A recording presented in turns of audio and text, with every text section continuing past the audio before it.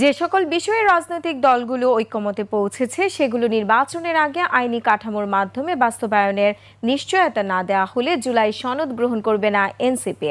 জুলাই সনদের ব্যাপারে আপত্তির কথা জানিয়ে গণ অধিকার পরিষদও। আরো জানাচ্ছেন Mehedi Hasan. Super fresh fortified soybean তেল, শুরু হোক হেলদি লাইফের জার্নি। আর দুদিনের মধ্যেই চূড়ান্ত করতে হবে জুলাই সনদ। সংলাপের এ পর্যায়ে এসে অমীমাংসিত বিষয়গুলোতে ঐকমত্যে পৌঁছার চেষ্টা করছে কমিশন। তবে মঙ্গলবারের আলোচনার বিষয়গুলো ছাপিয়ে গেছে জুলাই সনদ নিয়ে এনসিপি সহ আরও দু একটি দলের সবশেষ অবস্থান। এই আলোচনার মাধ্যমে যে বিষয়গুলোতে আমরা একমত হতে পারছি সেটি এই আগামী নির্বাচনের আগেই একটি লিগ্যাল ফ্রেমওয়ার্কের মাধ্যমে আইনি ভিত্তি দিতে হবে এবং সেই লিগ্যাল ফ্রেমওয়ার্কের মাধ্যমে সেই ভিত্তিতেই পরবর্তী জাতীয় সংসদ নির্বাচন অনুষ্ঠিত হতে হবে। আমরা গণ অধিকার পরিষদ